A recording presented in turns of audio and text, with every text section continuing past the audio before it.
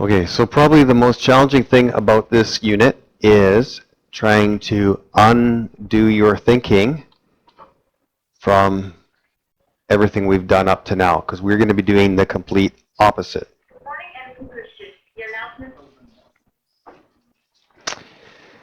Okay, so integration, aka antiderivatives.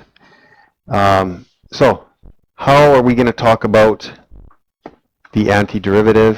If we were talking about derivative, we use that little dash on top of f. Okay, when we're doing the antiderivative, we are just going to use capital F.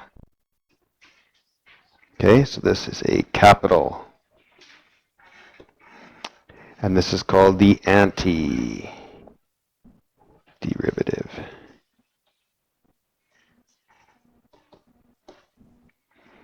Okay, so the antiderivative of f so if you took the antiderivative and did the derivative of it, you would get f of x. Okay, those are competing, right? The derivative of the antiderivative. Okay.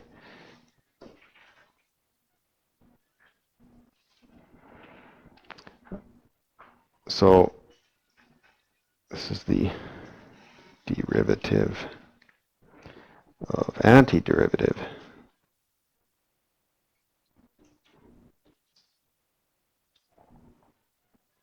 Derivative would equal function f.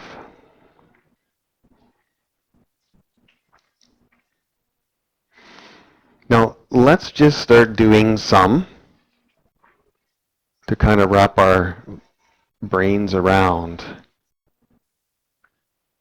taking the function and getting to the answer. So if the function was 4x minus 7,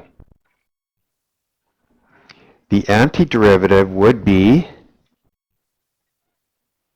2x squared minus 7x plus c. Okay, we're going to put plus c there because there could be a constant. And then if you did this quick, right, do the derivative of this, that'd be 4x minus 7. Okay, so even though we're always going to be doing antiderivatives, do the derivative quick to check your answer, right? And you'll find out if you did it wrong. And that's going to help you kind of be doing both at the same time. So we got 3x squared minus 5x to the 4. So what do we notice what's always happening to the exponent? It's increasing by 1. And whatever that exponent is, divide the coefficient in front. So this would be 3x cubed divided by 3, right? Which would be x cubed minus the exponent will be 5, so I need to divide by 5. So that would be x to the 5 plus c.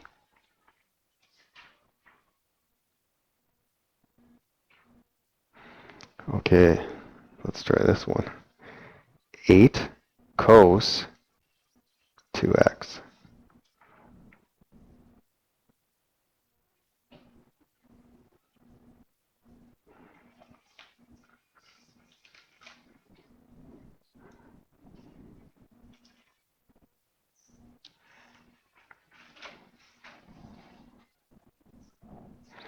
Okay, so what's the antiderivative of cos? Sine. That's the first thing. So we'd have sine 2x plus c. Now, our coefficient's not right, but I want you to be thinking, well, if I took the derivative of sine 2x, it would be cos 2x times 2. Okay? So it'd be cos 2x. Okay?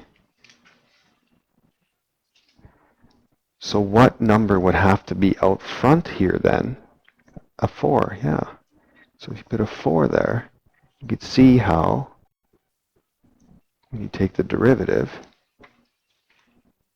I'll show you a little trick later to do these, right? But I almost just want you to be out of your comfort zone a bit right now and just try to think about it a little bit logically before I throw things at you of how to do it.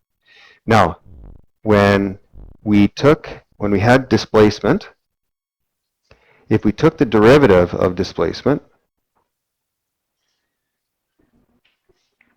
we would get velocity. And if we took the derivative of velocity, we would get acceleration. Okay? So now when we are given acceleration, if I take the antiderivative of it, I will get velocity. And if I have velocity and I take the antiderivative of that, I will get s. I'm going to put displacement there just so we remember what s stands for. Okay, so you can see some application questions that'll be coming.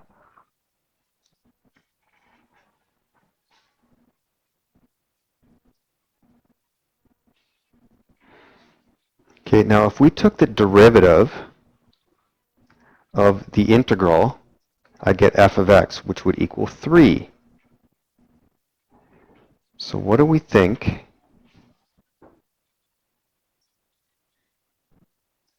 the antiderivative of 3 would be? 3x. Because right now, this is the same thing as 3x to the 0, right? So I'll increase my exponent by 1, and I will divide by 1. Okay, so there's an actual 1 here, and I divide it by 1, if you really want to be technical. So this means that the original function f must have a slope of 3. And the simplest function that you could possibly have would be y equals 3x. However, this isn't the only choice. Other functions could be, it could have been y equals 3x plus 12, or y equals 3x plus 9. So in general, y equaled 3x plus 6. So all the functions have derivative 3, meaning that's your slope. And since they all have the same slope for all values of x, they are called parallel functions.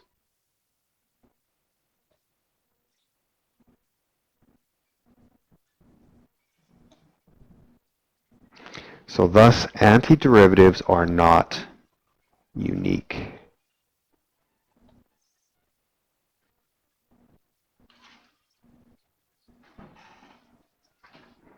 Okay, so we're going to do a little summary here. Going nice and slow. If f is the antiderivative, so if capital F is the antiderivative of f, then all antiderivatives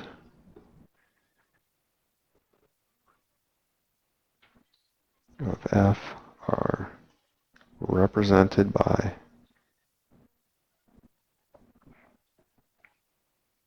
f of x plus c.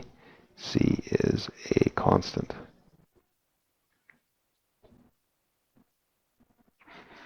So antiderivatives are not unique, but I just want to point out that derivatives are unique.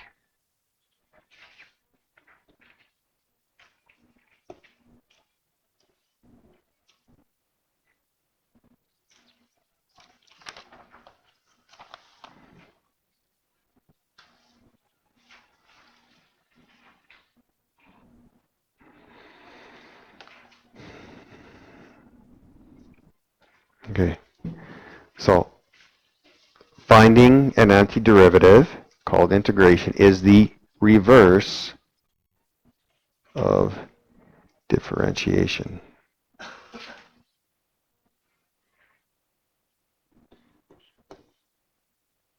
Okay, so for each, ask yourself, the derivative of what function f would result back in f? In other words, kind of be thinking backwards to think forwards, or do it and then do the derivative and see if you get back. Okay, so all of our antiderivatives, if we do the derivative of them, we'll get our function back. So what would give me the answer sine x if I did the derivative of it? Negative cos x. Good. Now, if you go to your formula sheet, mine's way over there, but you could say, well, I already have all these formulas, but then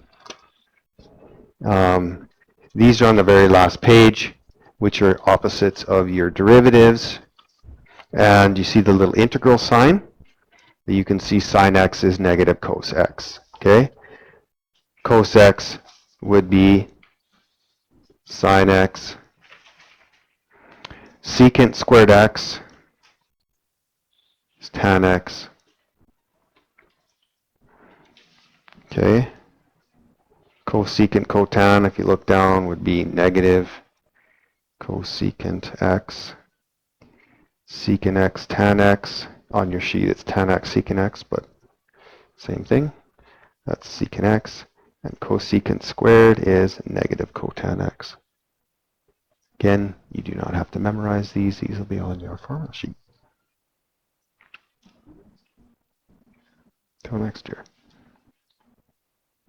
Okay. Power antiderivatives. Okay. So, always increase your exponent by 1 and divide by that exponent. Okay. So, now remember, there's ones here. Okay.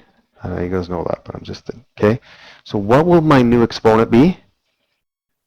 X to the negative 2. Therefore, I must divide by negative 2 there. And you can see quickly how if you do the derivative, you're going to get x to negative 3 back. Okay, so this one will increase by 1, and that would be 1 over negative 1 x to the negative 1, which equals negative 1 x to negative 1. Okay, how about x to the negative 1?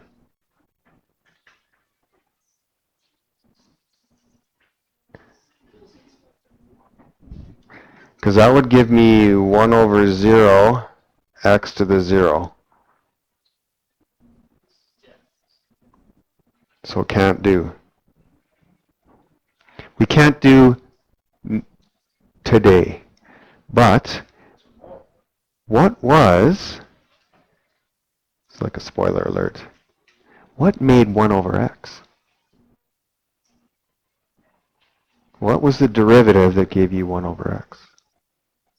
Yeah, so the antiderivative is actually ln x. Okay, so I'm saying can't do today because we can't use our little add 1 divide. Okay, but it is really actually ln x.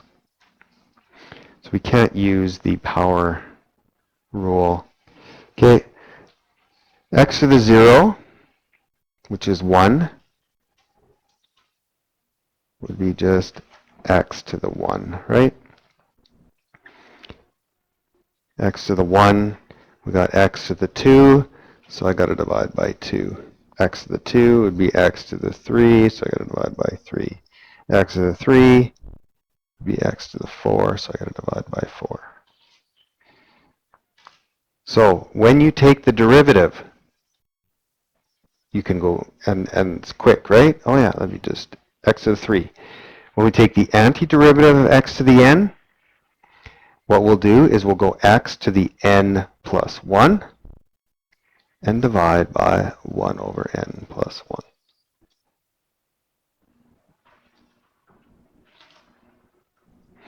So when we were doing the power rule for derivatives, this is for derivatives, right?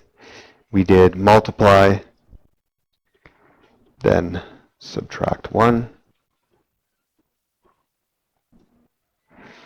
I do antiderivatives. I first add 1, and then I divide.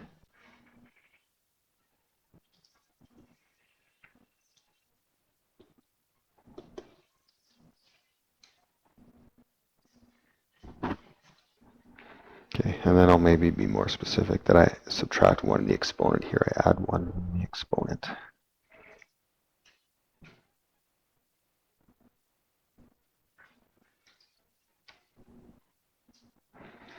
Okay, for polynomials, now if you take the antiderivative of f, okay, the c out front will stay there, c and c times f. Now if we have f plus g, we'll take the antiderivative of f plus the antiderivative. This should actually have x's here, of x. And that should be f of x, g of x. But okay, and then this would be f of x minus g of x. Okay, so it's saying you keep them separate, and if there is a coefficient, you can put it out front. Okay, as we'll later see, the symbol for finding the antiderivative is the snake thing, which is called the integral.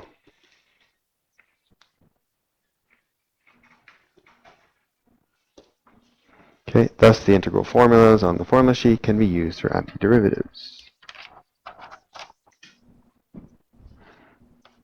Okay, so these are just going to take some practice to kind of get your mind going that way.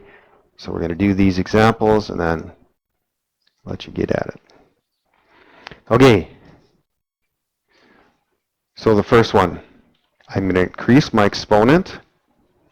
So this would be 2x to the 4, and then I divide by 4,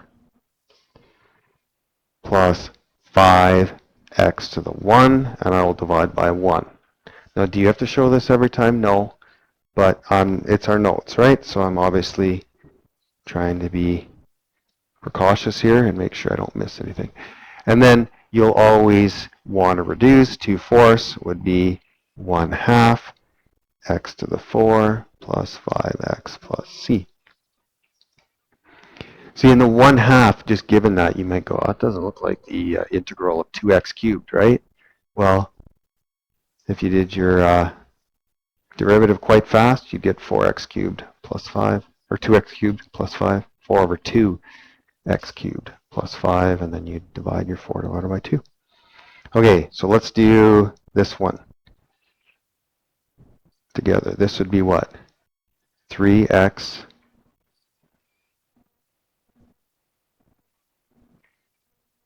squared over 2 plus, what is the antiderivative of secant squared? So it'd be tan 5x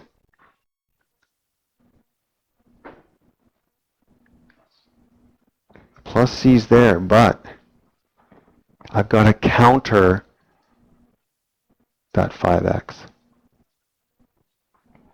So you always divide by the integral of the inside, the derivative of the inside. Sorry, you always divide by the derivative of the inside. Okay, so we're going to always divide by the derivative of the inside. Now there's a substitution step I'll show you later, but I actually always use this one. I just divide by the derivative of the inside, but I'll show you the substitution step for more difficult ones you'll encounter in university. Okay, so this is 3 over 2x squared plus 1/5 tan 5x plus c. Okay, and then if you did your derivative fast, you'd see that would be secant squared 5x times 5, and see how my 5's would cancel, and then I could get to secant squared. Okay, so now you know all the secrets. We can do this one. Okay, this one here, I would, let's just save a step and write this as 1/2. Okay, so 4 cos x would be what?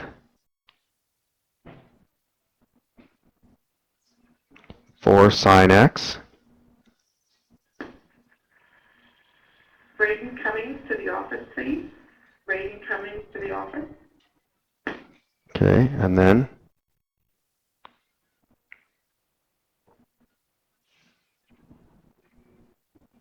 minus 9, and then what is the antiderivative of sine? Negative cos 3x over 3. So that's 9 times, right? Negative cos x over 3 plus 6x. Now this will be, that's impossible, right?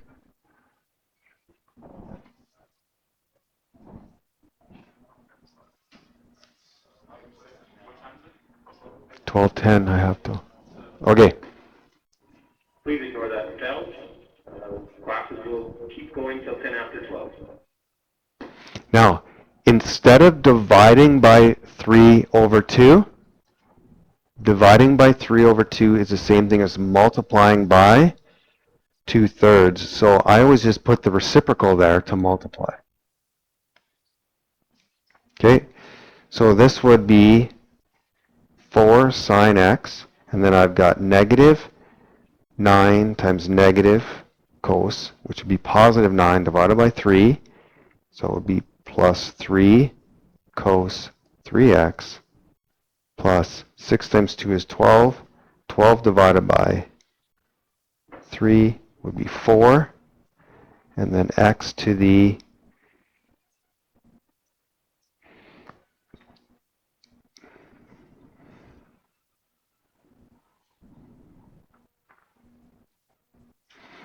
so these aren't horrible, but very different to what you're accustomed to the last 4 months, right?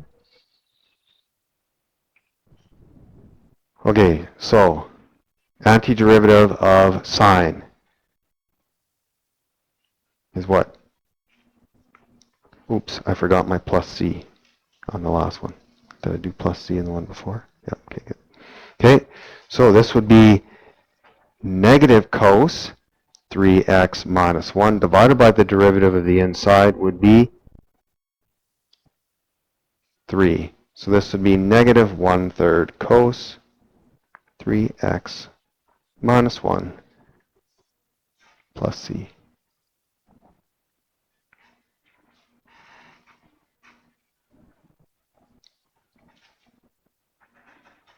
Okay. Antiderivative of cosecant squared would be negative cotan 3x all divided by 3.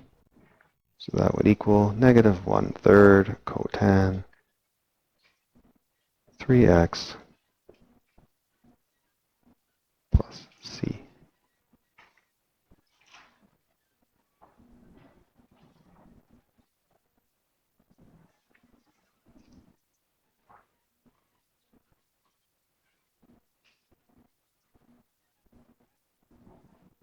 Okay. Now 6 is like a whole other thing. It's almost like, okay, well, we would do chain rule on that if that was a derivative. So antiderivative. Now, these you get kind of good at seeing, because we still have to do the derivative of the inside. If we divided by the derivative of the inside, what will go away? The x's will cancel, right? So this x, remember, this is the derivative of something. So that x got out there because of the x squared on the inside. So if you see, and again, the more you do, you'll get these, right? You'll see that. But let's ignore the x right now, and let's just do the antiderivative of the brackets, the outside of the brackets. So that would become x times x squared minus 1 to the negative 1, and we would be dividing by negative 1. Also, divide by the derivative of the inside, which would be 2x. Okay, the x's will cancel. So this would equal negative 1/2 x squared minus 1 to the negative 1 plus c. Now you see, if you did the derivative of this quick, you would get our question back.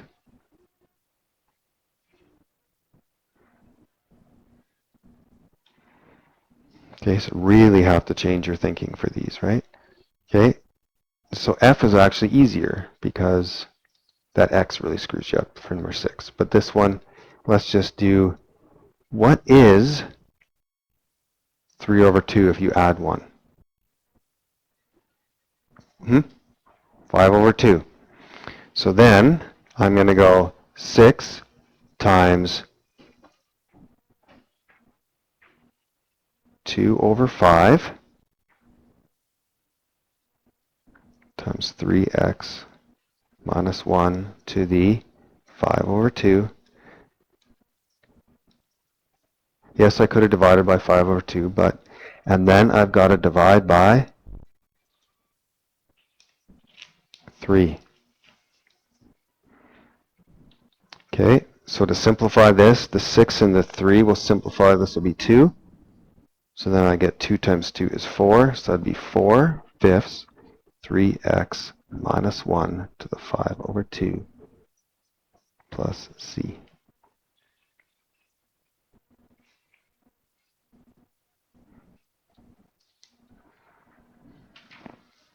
How does this look? Good? Yep.